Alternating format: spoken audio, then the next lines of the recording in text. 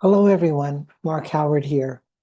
This is a first part to three-part series of my sharing with you a really impactful way to go about growing your practice or your business, whether it's a coaching practice, a health practice, psychotherapy practice, consulting practice. And it's just really called networking. But really, networking can be a lot of fun. It can be enjoyable. You can love doing it, and it's certainly rewarding. But really, all networking is about is you reaching out to other business owners in your community who are wanting to grow their business. And usually, um, a group of business people do organize a group meeting that meets once a week to kind of support each member in their group. So I'm going to talk with you today about joining a networking group, what all of that's about, how to be there in a way that really allows people to connect with you, makes it easy for you to be there, and people starting to get interest in you. So the first thing really in looking at using like a networking group, in other words, a group of business people that are growing their business and wanting to support one another, first you have to find out if there's one in your community. So, there's this global networking community called Business Networking International. You can Google them and then see if there's meetings in your city, in your actual city or your town, or your neighboring city or town. They're official, they have a good record, um, and they have a standardized way to go about a meeting. Um, Another way to find out about business meetings in your community is to go to your town hall or your chamber of commerce and look at events and see if you see a regular business networking meeting posted, or you can go in person and ask about one. Um, and third, you could just Google business networking groups in your city. Like for me, it would be in Brentwood. And finally, you know, you could ask the business people you use. I have a cleaners I go to, a bank, um, things like that, and you can ask them if they belong to a business networking group. So there's ways to find a meeting. Usually, then the meeting time will be posted, and you as a new person can go. You can just show up. So that's how to find a meeting. So now you know where a meeting is, what organization you're going to go to. So now, what about the meeting? So usually there's 15 minutes prior to the start of the meeting that some of the group members will come early and use that time for several things. One particularly, and that is to just connect with each other, set up ways that they can meet with one another outside of the meeting for a more connected way to talk about supporting one another's businesses. That's called a one-to-one. Sometimes when you're early, you can help the member who's in charge of setting up set up. And there have been sometimes I just go and grab a seat and and sit down. But I would encourage you, if it's your first time, to introduce yourself as you can to one or two uh, business people that are just kind of hanging around the area of the meeting. Um, Now, going to your meeting you can be very nervous about it. You can get thinking a lot about the meeting. I know for me, I drove to the meeting. I started to walk into the office setting where it was held, and was too nervous to go actually show up at the meeting. But I was committed, and so I really made an effort the following week. One thing I found to help me was to really see you're really going to these meetings to be of service.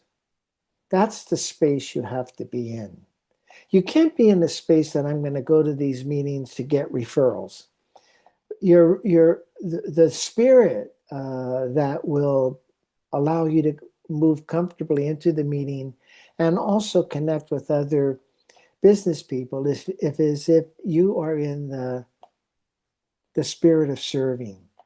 How can you support another person's business?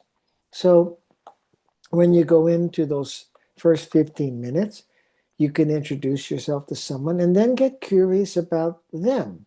What do they do? How long have they, um, been in their business? Also, they'll know you're new. You could ask them about how the meeting is for them. How's that's been helpful? And so you just kind of maybe have a conversation with just a couple of people who are members of that networking group. But you want to stay in the feeling of being of service, of supporting other members in this group. And you're coming in really to see if you like it there. See if there are people in the group that you would like connecting with and set up a kind of business connection. Okay, so the meeting starts and everybody sits around the table. You're going to be seating by two members. They make announcements of things, business is taken care of. And then they go around the room, and everybody has about 30 seconds to introduce themselves. So I would encourage you to practice this, to have it prepared, but to speak from your heart. So, in my first couple of years in a business networking meeting, I was helping couples in relationships. So I shared something about, yeah, I'm Dr. Mark Howard. I'm a psychologist, and I help couples find their love and understanding again. I help them see that a lot of their dissatisfaction or being discouraged with one another is just habits of thinking about each other. Once they understand that, they find more love and understanding. That's it, see? So I'm not talking about the three principles. I'm talking from my heart about what I hope for my clients. You do the same. See, you do the same. Later, as you join a meeting and you keep introducing yourself, it's a time when you do introduce yourself to let people know if you're running a seminar or to let people know if you'd like to have them help you be introduced to someone because you're expanding your business. Like for me, I wanted to do more small business consultation. And so during my 30-second presentation, that's what I shared with people. But I had already attended several meetings and people knew what I was about. And I really was expanding my business. I really wanted to do that. So I asked people if they could introduce me to someone who's running a small business. Or you could tell people you have a seminar coming up in 2 weeks. You could hand out your flyer. Okay, so we talked about coming into the meeting, the first 15 minutes prior to the meeting. We talked about the beginning of the meeting and the usual introduction of every member. So now, not only do you introduce yourself, but you start to hear other people. You start to see what they're about. So you'll see people that you might be really interested in following up the meeting with, let's say, or someone you might want to connect with for supporting each other. So that's the other benefit of that time. Another aspect of the meeting as it continues is that every member eventually will get about 20 minutes to just share to the whole group their business. You could share anything about your business that you would like to do. So you get time for people to get to know more about you, you see. Um, in fact, not my first time, but later as I got more and more comfortable in these business meetings, I actually had my 30 minutes. I kind of ran it like a seminar on love and understanding. And it really touched the group, you see. And that gave people more of a sense of me being human and liking uh, what it would be like to be a client, you see. Um, then the final part of the meeting is people share if they have any referrals for a member. So one member may have a referral for somebody else in their business, and they go around the room if that's, if group members have that. So coming to the end of the meeting, what might be nice for you to be thinking about is there somebody here that introduced themselves that I would like to follow up with this week? You see, this week. And the follow-ups are usually called one-to-ones. Excuse me. What that means is you're going to meet with a fellow business person outside of the meeting for a coffee or a tea, you see, one-to-one, allowing you to get to know that person better, see more about their business, and they get to know you better as well, more personally. So you want to have that in your mind as the meeting is coming to an end, because you want to go approach that person with your scheduler uh, and invite them, if they have time this week, to meet with you for a one-to-one. Now, it would help if you had an alternative person, another person, because sometimes the person you're approaching is not available that week. So you'd like to have a couple of people in mind. Maybe the person on either side of you is someone that is interesting to you, that you would like to connect with. So that's even an easier way as you come to the end of the meeting to just ask them if they'd like to have a one-to-one. They're right there, you know. But it doesn't matter because people in these networking meetings are there to support one another. And if you're new, they're there to be helpful for you. They really are. They're there to be helpful. And they know that meeting with you outside of the meeting is very helpful in terms of them getting supported by you, but also their ability to serve you, you see. Um, so that's really where I guess the connections really made outside of the meeting in these one-to-ones. Now, when you look at the one-to-ones, I'm going to talk about that next. You don't want to have a dinner or a lunch. Why? Because you're talking with one another and you're eating. So it could be awkward. You don't want anything like that on your mind, when you're connecting with another business owner. So I found it to be easy to just join that person for coffee or tea, or And usually it's about an hour, but we'll talk more about that in the second series. So today in this video about networking, first of all, we shared that networking can be fun. You can enjoy it. It can be rewarding with you. It's a really wonderful way to get known in your community and be able to establish some referral sources for you.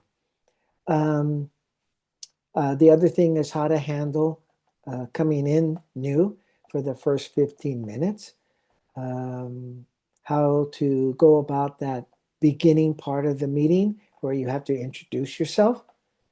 Um, and also the opportunity there to hear about other people, see some people that you might be interested in knowing more about.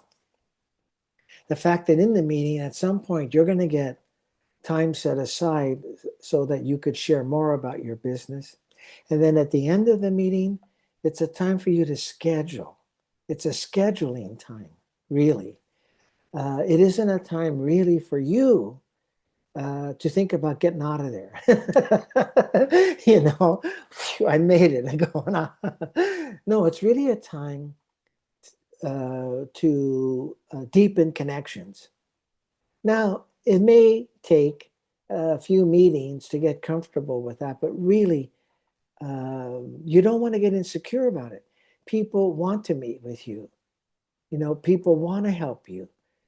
You're a new person. They want you to be part of their group because for them, there's an opportunity for them to have you serve them or support them, and just like they can do the same for you. Remember, all the way through, you want to be in being a service spirit. You don't want to be in, how do I get a referral from this person? Um, and the more you're in being a service, people will feel that. And so you will too, because you'll be curious. You'll be more curious about them. You want to get to know them. So you could see if there's a way um, you can help them develop their business further. So that's networking. That's the networking group meeting, the experience of it, how to be there in your heart, sharing from your heart what you want for your clients, what you are about, um, and being curious with people, just so you can kind of see how can I connect further with this person or serve them more. So in the next series, number 2, I'm going to talk about how do you go about that one-to-one meeting outside of the group meeting. Very important, very valuable, uh, and a real rich source of really connecting with business people that are interesting and that you like, that you can serve, and they will want to serve you. All right. Thank you.